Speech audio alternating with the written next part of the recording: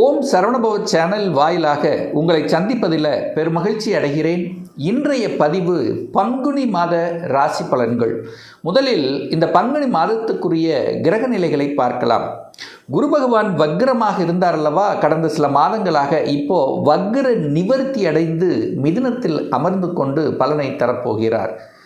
யாசிசுவலா ராகு பகவான் கும்பத்திலும் கேது பகவான் சிம்மத்திலும் வீற்றிருக்க, சனி பகவான் மீனத்தில், சூரிய பகவான் இந்த மாதம் முழுவதும் சனி பகவானோடு இணைந்து மீனத்திலிருந்து பலனை கொடுக்க போகிறது.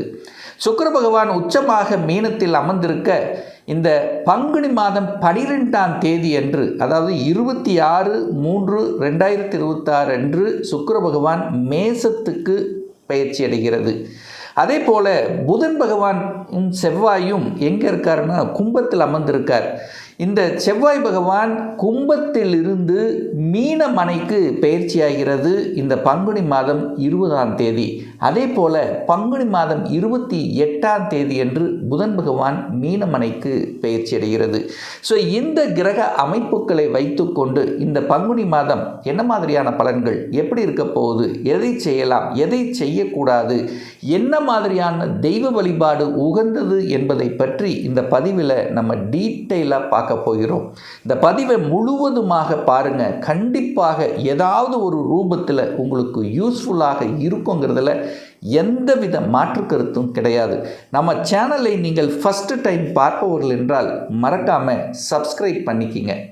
மகர ராசி அன்பர்களே, பங்குனி மாதம் எப்படி இருக்க போகுது அப்படின்னு பார்க்கும் பொழுது, உங்கள் ராசிநாதனான சனி பகவான் முயற்சி ஸ்தானம் 3ஆம் இடத்துல உட்கார்ந்துருக்கு. யாரோட சேர்ந்திருக்காருன்னா சுக்கிரனோட சேர்ந்திருக்கார். சுக்கிரனோடு சேருவது ரொம்ப ஒரு நல்ல தன்மை. சுக்கிரன் தான் இந்த மகரத்துக்கு யோகத்தை தரக்கூடியவன். 5க்கும் 10க்குரியவனான சுக்கிரனோடு சேர்ந்திருக்குது. அந்த சுக்கிரன் இப்போ இந்த மாதம் உச்சமாக உட்கார்ந்திருக்கார். அப்போ முயற்சியால் வெற்றி அடையக்கூடிய ஒரு நல்ல மாதம் பங்குனி மாதம். நீங்கள் எந்த முயற்சி எடுத்தாலும் சக்ஸஸ் தான்.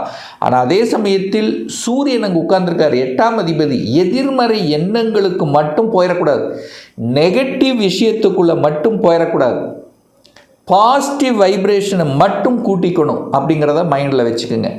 2ஆம் இடத்துல குடும்பம், தனம், வாக்குஸ்தானத்தில் புதன் செவ்வாய், இந்த 2 கிரகங்கள் இணைவு.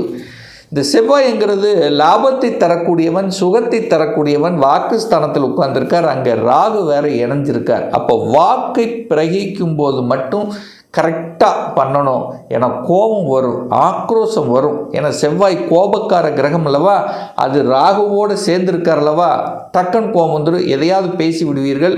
அது 6ஆம் அதிபதியோடு இருக்கிறதுனால உங்கள் பேச்சால் அல்லது உங்களை ஏதோ ஒரு வகையில் சண்டையிடுவதற்கான வாய்ப்புகளை, சந்தர்ப்பங்களை உருவாக்கிடுவாங்க. பட் அதற்கு நீங்கள் இடம் கொடுக்க வேண்டாம்.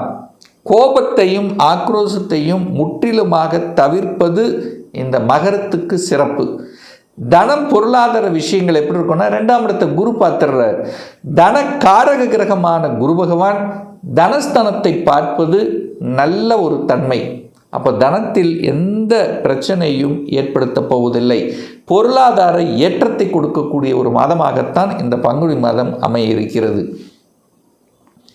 3ஆம் இடத்துல முயற்சி ஸ்தானத்தில் தைரிய வீரியத்தை கொடுக்கக்கூடிய 3ஆம் இடத்தில் உங்கள் ராசியதிபதி இருக்கிறது. முயற்சியால் வெற்றி, சிறு தூர பிரயாணங்கள் கண்டிப்பாக ஏற்படுத்தும். சுக்கிரன் அங்கே இருக்கார். தொழில் விஷயத்துக்காக சில தூர தேச பிரயாணங்கள் சென்று வரக்கூடிய அமைப்புகள், சந்தர்ப்பங்களை உருவாக்கும். சூரியன் அங்கே இருக்கார், 8ஆம் அதிபதி இருக்கார். அப்போ என்னென்னா, யாருக்கு ஜாமீன் கொடுக்கக்கூடாது, இதை மட்டும் மைண்டில் வச்சுக்கோங்க. 8ஆம் அதிபதி அங்கே இருக்கார். அப்போது ஒரு கையொப்பம் இடுவது, யாருக்கு டாக்குமெண்ட்டில் என்ன சொல்கிறது, ஒரு ரிஜிஸ்ட்ரேஷன் பண்ணக்கூடிய விஷயங்கள் எல்லாம் கொஞ்சம் நல்லா பார்க்கணும். ஏன்னா புதனோட ராகு இருக்கிறதும் 3ஆம் இடத்தில் 8ஆம் அதிபதி இருக்கிறதும் அந்த இடத்துல ஒரு தொந்தரவு கொடுக்கும். அதனால் டாக்குமெண்ட் விஷயங்கள், எழுத்து விஷயங்களில் ரொம்ப கவனமாக இருப்பது இந்த மகரத்துக்கு சிறப்புங்கிறத ஞாபகத்தில் வச்சுக்கோங்க. மற்றபடி சுக்கிரன் அங்கே இருக்கிறதுனால தொழில் ரீதியில் நல்ல உங்கள் முயற்சி, எப்படி உழைப்பை போடுறீங்களோ அது கண்டிப்பாக சக்ஸஸ் கொடுக்கும். அதில் மாற்று கருத்து இல்லை. அதே சமயத்தில் அந்த சுக்கிரன், உச்சமாக இருக்கக்கூடிய சுக்கிரன் பங்குனி மாதம் 12ஆம் தேதி மேசத்துக்கு போயிடுறார், டிரான்சிஸ்ட் ஆயிடுறாரு. அந்த மேசத்துக்கு வந்தாலும் அது 4ஆம் இடம்தான். சுக்கிரன் அங்கே திக்பலம் அடைய போகுது. அப்போ சுக்கிரனால் இந்த மாதம் முழுவதும் யோகத்தான். சுக்கிரன் அப்படிங்கிறது கலைத்துறை, சுக்கிரன் அப்படிங்கிறது ஜவுளி சம்பந்தப்பட்ட டெக்ஸ்டைல் சம்பந்தப்பட்ட துறையில் இருக்கின்றவர்கள், சுக்கிரன்கிறது அழகு சம்பந்தப்பட்ட துறையில் இருக்கின்றவர்கள், சுக்கிரனுங்கிறது பெண்களை சார்ந்த பெண்கள் சம்பந்தப்பட்ட துறையில் இருக்கக்கூடியவர்கள். இதெல்லாம் ஓரளவுக்கு நன்மையை தரக்கூடிய, என்ன சொல்கிறது, லாபத்தை தரக்கூடிய ஒரு நல்ல மாதமாகவே அமையிருக்கிறது. சுக்கிரன் 4ல் வந்து உட்கார்றார். அப்போ சுக்கிரன் 4ல் வந்து உட்காரும்போது இடம், நிலம், வீடு, வண்டி, வாகனம் இது எத்தனையும் செய்வதற்கு எந்த தடையும் இல்லை. நிறைய பேர்த்துக்கு தடையை கொடுத்து கொண்டிருந்த விஷயங்கள் இப்போ தடை நிவர்த்தி ஆகிறது அப்படின்னு சொல்லலாம். சார் ஒரு வீடு வாங்க முடியல சார், வீடு வாங்கணுன்னு ஆசைப்படுறேன், ஒரு லொக்கேஷன் கிடைக்கல, ஏதோ ஒரு தடை இருக்குது, ஏதோ ஒரு பிரச்சனை இருக்குது, ஏதோ ஒரு வில்லங்கம் இருக்குது, இது அத்தனையும், இந்த தடைகள் அத்தனையும் நிவர்த்தி ஆகிறது. விற்காத நிலம் கூட விற்பனையாகக்கூடிய தன்மை, ரியல் எஸ்டேட்டில் என்ட்ரி ஆகக்கூடிய தன்மை, ரியல் எஸ்டேட்டில் லாபத்தை தரக்கூடிய தன்மை. ஸோ இப்படி நல்ல விஷயங்கள் நடக்க, அதாவது வீடு சம்பந்தப்பட்ட நிலம் சார்ந்த விஷயத்தில் நன்மை தரக்கூடிய ஒரு நல்ல மாதம் பங்குனி மாதம் இந்த மகர ராசி அன்பர்களுக்கு. 5ஆம் அதிபதி, 5ஆம் இடம்ங்கிறத பூர்வ புண்ணிய ஸ்தானம், பஞ்சமஸ்தானம்னு சொல்லுவோம் பார்த்தீங்களா. 5ஆம் அதிபதி வலுப்பெறணும். இந்த மாதம் வலுப்பெற்று இருக்கார். பூர்வ புண்ணியம் பலமாக இருக்கிறது. முன்னோர்களின் ஆசீர்வாதம் உண்டு. குலதெய்வ அருள் கராட்சம் நிச்சயமாக உண்டு அப்படின்னு நான் எடுத்துக்குவேன். ஸோ 5க்குரியவன் வலிமை பெறுகிறது. பதவி கிடைக்கும். அரசியலில் நாட்டத்தை கொடுக்கும். அரசியல் என்ட்ரி ஆவதற்கான வாய்ப்புகள், அரசியலில் பதவி கிடைக்கக்கூடிய தன்மை, வெற்றி பெறக்கூடிய தன்மை, இப்படி அரசு சார்ந்த அரசியல் சம்பந்தப்பட்ட அதிகாரம் சம்பந்தப்பட்ட அட்மினிஸ்ட்ரேஷன் சம்பந்தப்பட்ட சில விஷயங்கள் நன்மை தரக்கூடிய அமைப்பில் இந்த காலகட்டம் மகரத்துக்கு நிச்சயமாக உண்டு. 6ஆம் இடத்தில் குரு உட்கார்ந்துருக்கார். குரு தான் வங்கி, பணத்தை கொடுக்கும். வங்கியில் கடன் வேணுமா, நிச்சயமாக கடன் கொடுக்கும். 6ஆம் இடம் கடன். குரு 6ல் இருக்கார். வயிற்று சம்பந்தப்பட்ட விஷயங்கள், வயிற்று ஜீரணம் சம்பந்தப்பட்ட விஷயங்கள், ஏதாவது ஒரு தொந்தரவு, வயிற்றில் நரம்பு சம்பந்தப்பட்ட தொந்தரவுகள், ஸோ இந்த மாதிரி சின்ன சின்ன விஷயங்கள் கொடுப்பதற்கான வாய்ப்புகள் இருக்குது. அப்போ அதில் ஹெல்த்தில், அது ஸ்டொமக் ரிலேட்டடில் கொஞ்சம் கேர் எடுத்துக்கணும் அப்படிங்கிறத மைண்டில் வச்சுக்கோங்க. அதே சமயத்தில் 6ஆம் இடத்தில் இருக்கக்கூடிய குரு பகவான் நேர 12ஆம் இடத்தை பார்க்குறார். அந்த 12ஆம் இடம் என்பது தூரதேசம். அப்போ ஒரு வேலைக்கு தூரமாக செல்லக்கூடிய அமைப்பு, உங்கள் டிஸ்ட்ரிக்டிலிருந்து அடுத்த டிஸ்ட்ரிக்டு டிரான்ஸ்ஃபர் ஆகக்கூடிய தன்மை, அல்லது அதர் ஸ்டேட்டில் போய் வேலை பார்க்கக்கூடிய அமைப்புகள், அல்லது வெளிநாட்டில் போய் வேலை பார்க்கக்கூடிய அமைப்புகள், இப்படி வெளியூர், வெளி மாநிலம், அந்நிய தேசம் சென்று வரக்கூடிய யோகம் என்பது மகரத்துக்கு சிறப்பு பெறுகிறது. சார் திருமண வாய்ப்புகள் கைகூடுமா? 7ஆம் இடத்தை பார்க்கணும். சந்திரன் இந்த மாதத்தினுடைய தொடக்கத்திலேயே உங்கள் ராசியிலே உட்கார்ந்திருக்கார். சுக்கிரன் கலத்திர காரக கிரகமான சுக்கிரன் உச்சபலம் 4ஆம் இடத்தில் வந்து அமர்ந்து திக்பலத்தோடு இருக்க போகிறார். அப்போ காரக கிரகமும் வலுப்பெறுகிறது. அப்போ திருமணத்துக்கு எந்த தடையும் இல்லை.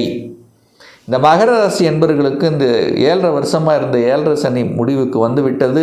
அப்போ அந்த தடையும் இல்லை. அப்போ திருமணத்துக்கு தடை இல்லை, தொழிலுக்கு தடை இல்லை, மற்ற எல்லா விஷயத்திலும் நிறைய அனுபவங்களை கொடுத்திருந்ததுன்னு சொல்லலாம். மனதால், உடலால், கடனால், உறவுகள் எப்படிப்பட்டது, பணம் எவ்வளவு இம்பார்ட்டண்ட், தொழில் சார்ந்த விஷயத்தில் ஏன் இல்லாமல் லேக்காக இருந்தோம், நல்ல தொழில் அமைக்கலை, எதனால் என்ன, அத்தனை விஷயங்களும் கண்டறிந்து நல்ல திட்டமிட்டு செயல்படுத்தக்கூடிய, இனி ஏறுமுகம்தான் மகரத்துக்கு. இனி இறங்குமுகம் என்பது இல்லை, இனி ஏறுமுகம் என்கின்ற அமைப்பில் தான் இருக்கிறது. தகப்பன் விஷயத்தில் மட்டும் கொஞ்சம் அனுசரித்து போகணும் அப்படிங்கிறத மகர ராசி என்பவர்கள் புரிந்து கொள்ளணும். ஏன்னா தகப்பனுங்கிறது 8ஆம் அதிபதியாக, சூரியனுங்கிறது 8ஆம் அதிபதியாக வருவார். அதே சமயத்தில் புதன் 9க்குரியவன், தகப்பன் ஸ்தான அதிபதி புதன் இப்போ ராகுவோடு இருந்ததுனால அவருடைய ஹெல்த்தையும் கொஞ்சம் கவனத்தில் எடுத்துக்கொள்ளணும் அப்படிங்கிறதையும் ஞாபகத்தில் வைத்து கொள்ளுங்கள் இந்த மகர ராசி அன்பர்கள். குரு 10ஆம் இடத்தை பார்த்தார். ஒரு மாற்றம் கிடைக்கும், பதவியில் மாற்றம், உத்தியோகத்தில் மாற்றம், டிபார்ட்மெண்ட் சேஞ்சு, வேலை மாற்றம், இந்த மாதிரி எந்த மாற்றம் வந்தாலும் அதை ஏற்றுக்கொள்வது புத்திசாலித்தனம் என்பதை ஞாபகத்தில் வச்சுக்கோங்க. சார் யாருக்கெல்லாம் பிரச்சனை வரும் சார் வேலையில் அப்படின்னீங்கன்னா, உங்கள் ஜாதகத்தில், உங்கள் ஜனன ஜாதகத்தில் நீங்கள் மகர ராசி மகர லக்னமாக இருந்து சனி பகவான் 2ஆம் இடத்துல இருக்கார், கும்பத்தில் இருக்கார். அப்போ வேலையில் கொஞ்சம் கவனமாக இருக்கணும் அப்படிங்கிறத மைண்டில் வச்சுக்கோங்க. அதே சமயத்தில் ராகு 3ஆம் இடத்துல இருக்குது. ராகு 3ஆம் இடத்துல உங்கள் ஜனன ஜாதகத்தில் 3ஆம் இருக்குன்னா அப்பவும் கொஞ்சம் கவனமாக இருக்கணும். அதே சமயத்தில் வேலையை மட்டும் விட்டுட்டு தேடக்கூடாது. அதாவது நல்லா புரிஞ்சுக்குங்க, வேலை என்பதை குறிக்கக்கூடிய அந்த இடம் 6ஆம் இடம். அப்போ குருவும் கெடாமல் இருக்கணும் உங்கள் ஜாதகத்தில். 10ஆம் அதிபதி தொழிலும் 10ஆம் அதிபதியான சுக்கிரனும் கெடாமல் இருக்கணும். கெடாமல் இருந்தால் உங்களுக்கு வேலையில் எந்த பிரச்சனையும் ஏற்படுத்த போவது இல்லை. அது இந்த மாதம் கண்டிப்பாக வேலை இழந்தவர்கள் அல்லது வேலையில் பிரச்சனையாக இருக்கிறவங்களுக்கெல்லாம் தீர்வு கொடுக்கக்கூடிய ஒரு நல்ல மாதமாகத்தான் இந்த பங்குனி மாதம் அமையப்பெறுகிறது. இடம், நிலம், வீடு, வண்டி, வாசல் எந்த குறையில்லை. ஸோ நல்ல செய்திகளை, ஒரு குட் நியூஸ் உங்கள் காது கிடைக்கக்கூடிய ஒரு நல்ல மாதம்தான் இந்த பங்குனி மாதம் மகர ராசி அன்பர்களுக்கு. இன்னும் ஒரு துல்லிய பலன் உங்களை பற்றி தெரிஞ்சுக்கணும். வேலையா தொழிலா? தொழில் செய்யணும்னா கொடுப்பினை இருக்கா? என்ன படிக்கலாம்? என்ன படித்தா நம்முடைய ஃப்யூச்சர் நன்றாக இருக்கும்? என்ன படிப்பதற்குண்டான கொடுப்பினை நம்முடைய ஜாதகத்தில் இருக்குது? ஏன் திருமணம் டிலே ஆகிட்டே இருக்குது? எப்போ தான் திருமணம் நடக்கும்? எப்போ ப்ரமோஷன் கிடைக்கும்? எப்போ குழந்தை பாக்கியம் கிடைக்கும்? எப்போ வீடு கட்டுவேன்? இது போன்ற கேள்விகளுக்கு துல்லியமான பலனை நம்மால் கூற முடியும். ஒரு பர்சனல் கன்சல்டேஷன் எடுத்துக்கணும், ஒரு சுயஜாதகம் பார்க்கணும் என்று விருப்பப்படக்கூடிய அன்பர்கள் டிஸ்பிளே தெரியக்கூடிய நம்பருக்கு வாட்ஸ்அப் மூலியமாகவோ ஃபோன் கால் மூலியமாகவோ தொடர்பு கொண்டு அப்பாயின்மெண்ட் பெற்றுக்கொண்டு நேரடியாகவோ அல்லது ஆன்லைன் மூலமாகவோ கன்சல்டேஷன் எடுத்துக்கலாம். நம்முடைய அலுவலகம் கோயம்புத்தூரில் அமைந்துள்ளது. அதாவது கோயம்புத்தூரிலிருந்து மேட்டுப்பாளையம் செல்லும் வழியில் வெள்ளக்கிணர் பிரிவு அன்னபூர்ணா ஹோட்டலுக்கு பக்கத்தில் அமைந்துள்ளது. பிரியர் அப்பாயின்மெண்ட் வாங்கிட்டு நேரடியாக கன்சல்டேஷன் எடுத்துக்கலாம். மீண்டும் ஒரு நல்ல பதிவில் உங்களை சந்திக்கும் வரை உங்களிடமிருந்து விடைபெறுவது உங்கள் அஸ்ட்ராலஜர் டாக்டர் சதீஷ்.